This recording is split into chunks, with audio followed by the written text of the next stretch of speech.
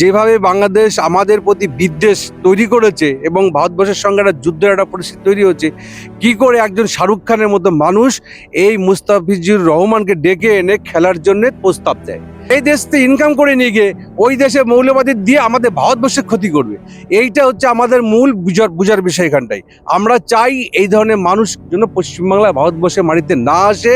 আমরা তীব্র প্রতিবাদ করছি এবং করে যাব। আর একটা কথা বলে দিই বাংলাদেশকে, যে স্বর্ণকারের ঠুকঠুক কামারের একঘা। আমরা যদি মনে করি কালকে বাংলাদেশকে অন্ধকারে ডুবিয়ে দেবো, কালকে জিতে পারি, 24 ঘন্টার মধ্যে বাংলাদেশ অন্ধকার হয়ে যাবে। বাংলাদেশের আকাশে বাতাসে বারুদের গন্ধ ছাড়া কিচ্ছু পাবে না, এটা আমরা করে দেখাতে পারি। বাংলাদেশকে বলে দিই, যে সমস্ত মৌলবাদী জিহাদি সন্ত্রাসবাদীরা আছে, সাবধান হয়ে যান। শুধু কি মুসলিম ক্রিকেটারের জন্যই কি বাংলাদেশের মুস্তাফিজুর রহমানকে বাদ দেওয়া হলো? দাদা, ইতিমধ্যে কলকাতা নাইট রাইডার্সের দল থেকে মুস্তাফিজুর রহমান বাংলাদেশি ক্রিকেটার, তাকে বাদ দেওয়া হয়েছে, কি বলবেন এই প্রসঙ্গে? দেখুন, একটা বিষয় আমি বলি, যে বাংলাদেশকে আমরাই স্বাধীন করে দিয়েছিলাম 1971 সালে। আর যেভাবে হিন্দুদেবের খুন খারাপি চলছে, সন্ত্রাস চলছে, জেহাদি চলছে, আগুনে পুড়ে মেরেছে, আপনার দেখবেন দীপু দাসকে, আমরা সবাই জানি, গোটা বিশ্বের মানুষ জানে। এই ধরনের মানুষরা ভারতবর্ষে এসে ব্যবসা করে যাবে, আইপিএল খেলবে এবং টাকা ইনকাম করে যাবে, এটা আমরা হতে দেব না। বিগত দিনে যেটা রয়েছে, আমাদের বক্তব্য হচ্ছে যে বাংলাদেশের সঙ্গে আমাদের সমস্ত রকম সম্পর্ক ছেদ করতে হবে, যেমন আমরা পাকিস্তানের সঙ্গে করেছি।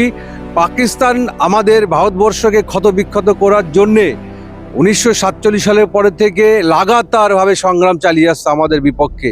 কিন্তু আমরা পাকিস্তানকে দেখিয়ে দিয়েছি এটা ভারতবর্ষ, এবং বাংলাদেশ ইদানিংকালে পাকিস্তানের সঙ্গে একযোগে যা শুরু করেছে, বাংলাদেশের বিরুদ্ধে আমাদের অভিযান করতে হবে। আজকে আমরা মুস্তাফিজুরকে আমরা পরিষ্কার ভাষায় বলে দিয়েছি, যদি মুস্তাফিজুর রহমান যদি ভারতবর্ষে আইপিএল খেলতে আসে নাইট রাইডার্সের এবং শাহরুখ খানের নেতৃত্বে, তাহলে আমরা হিন্দুরা দেখিয়ে দেবো আমরা কি পারি কি না পারি। হিন্দুরা শুধু সভ্য এবং অন্য ধর্মের উপর আমরা অত্যাচার করতে চাই না, এটা আমাদের কোনো নিয়ম শৃঙ্খলা নেই, যে কারণে আমরা কিছু বলতে চাই না। কিন্তু আমরা মাথা নত করে থাকা মানে এই নয় যে বাংলাদেশের মতো দেশে জিহাদি মৌলবাদী সন্ত্রাসবাদীরা ভারতবর্ষের উপর আক্রমণ করবে, ভারতবর্ষের ক্ষতবিক্ষত করবে, সেভেন সিস্টার্সে মাতামাতি করছে, তাদের সাবধান করে দিই, আপনারা কিন্তু সাবধান হয়ে যান। ইতিমধ্যে আমরা একটু নমুনা দেখিয়ে দিয়েছি, বাদ বাকি যেটুকু আছে আমরা দেখাতে কিন্তু ইতিমধ্যে কিন্তু আমরা প্রস্তুতি নিয়ে ফেলেছি। সাবধান হয়ে যান, কোনো মুস্তাফিজুর যাই বলুন, ভারতবর্ষে কোনো বাংলাদেশের ক্রিকেটার আসবে না, খেলতে আমরা দেব না, এটা আমার শেষ কথা। কিন্তু আরেকদিকে দেখা যায় যেরকম যে এই দেশ থেকে ইলেকট্রিক যাচ্ছে এবং অনেক রকমের ব্যবসা বাণিজ্য কিন্তু বাংলাদেশের সাথে রয়েছে ইন্ডিয়ার, সে বিষয়ে কি বলবেন? দেখুন, একটা দেশের সঙ্গে আরেকটা দেশের ব্যবসা স্বাভাবিক হতেই পারে, কারণ বাংলাদেশ আমাদের পার্শ্ববর্তী দেশ, সে দেশে বাংলাভাষী কথা বলে, আমরা বাংলা ভাষায় কথা বলি। কিন্তু মেন বিষয় হচ্ছে যে ব্যবসাটার থেকে এখন বড় বিষয় হচ্ছে যেভাবে হিন্দুদের খুন করা হচ্ছে বা হিন্দুদেরকে ওখান থেকে উৎখাত করার চেষ্টা করছে, এটা একটা বড় বিষয় হয়েছে। আজকে যদি আমরা ভারতবর্ষ একটা বৃহৎ বড় দেশ, পৃথিবীর চতুর্থতম একটা সামরিক শক্তির দেশ এবং অর্থনীতির দেশ, আমরা যদি মনে করি কালকে বাংলাদেশকে অন্ধকারে ডুবিয়ে দেবো, কালকে জিতে পারি, 24 ঘন্টার মধ্যে বাংলাদেশ অন্ধকার হয়ে যাবে। কিন্তু আমরা চাই না, যেহেতু সরকারের নিয়মকানুন আছে, দুটো দেশের সঙ্গে ব্যবসা বাণিজ্য চলছে, একটা দেশের উপর ফট করে এইভাবে যদি আঘাত করি, সেটা স্বাভাবিক খারাপ লাগে মানবিকতার কারণে। কিন্তু যদি প্রয়োজন হয় আমরা সেটা করতে আছি, শুধু অন্ধকারে না, জলডিবে মারতে পারি। এবং যদি মনে করি বাংলাদেশকে যে 2 ঘন্টার মধ্যে বাংলাদেশের আকাশে বাতাসে যে সমস্ত বারুদের গন্ধ আমরা পুরো ছেয়ে ফেলতে পারি, বাংলাদেশের আকাশে বাতাসে বারুদের গন্ধ ছাড়া কিচ্ছু পাবে না, এটা আমরা করে দেখাতে পারি। বাংলাদেশকে বলে দিই, যে সমস্ত মৌলবাদী জিহাদি সন্ত্রাসবাদীরা আছে, সাবধান হয়ে যান। বাংলাদেশে এখনও প্রচুর মুসলমান আছেন, যারা হিন্দু মুসলমান পাশাপাশিভাবে তারা বসবাস করছেন এবং বসবাস করবেন। কিন্তু জিহাদির কিছু অংশ মানুষ গোটা বাংলাদেশকে অশান্ত করার চেষ্টা করছে এবং করে চলেছে। এদের বিরুদ্ধে আমাদের অভিযোগ, আমাদেরও জিহাদ চলবে, আমরা ছেড়ে কথা বলবো না। একটা যদি হিন্দুর গায়ে হাত পড়ে, তার আমরা যোগ্য জবাব আমরা এবার দিয়েই ছাড়বো বাংলাদেশকে। দাদা, 9 কোটি টাকায় মুস্তাফিজুর রহমান বিক্রি হয়েছিল, কি বলবেন? দেখুন, 9 কোটি টাকা বিক্রি হতেই পারে, কিন্তু বিষয়টা বুঝতে হবে যে টাকাটা তো শাহরুখ খান দিচ্ছেন। তাহলে শাহরুখ খান যদি দয়া হয়ে থাকে, যদি দয়াবান ব্যক্তি হয়ে থাকেন, তার প্রচুর টাকা আছে, তাহলে দীপু দাসকে বাংলাদেশে পুড়িয়ে হত্যা করে মারা হয়েছে এবং আরও অনেককে হত্যা করা হয়েছে, সেই সমস্ত পরিবারকে সহযোগিতা করুক। এবং অনেক পরিবার রয়েছে বাংলাদেশে যারা একদম, এখনো অনেক মানুষ তাদেরকে ঘরছাড়া করে দিয়েছে এবং তারা বিভিন্ন জায়গায় বাঁচার জন্য তারা রয়েছে, সেই সমস্ত পরিবারকে দিক।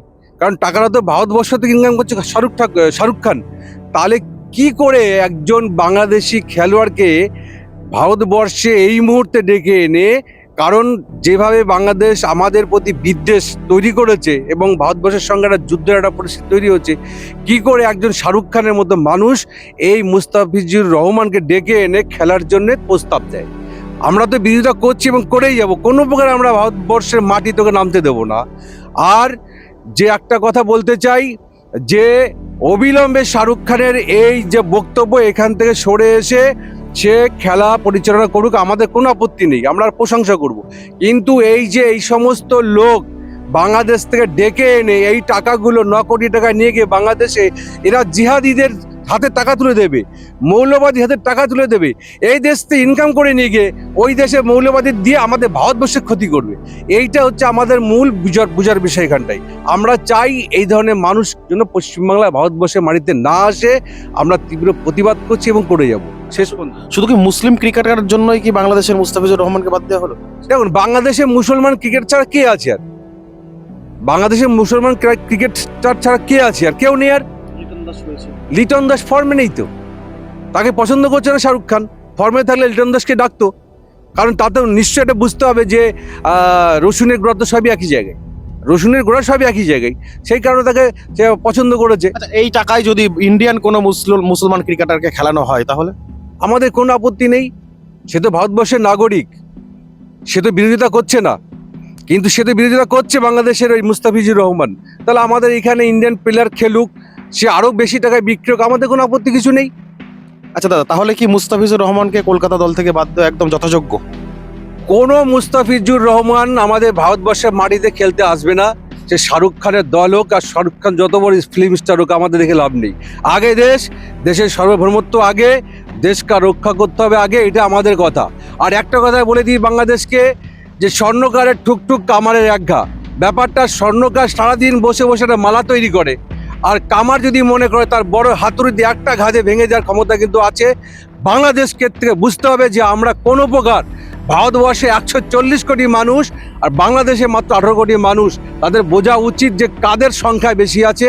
এরপর যদি মূর্খরা না বুঝতে পারে তাদের ব্যাপার, কিন্তু আমরা রেডি আছি, সমস্ত দিতে আমরা রেডি আছি। কি নাম?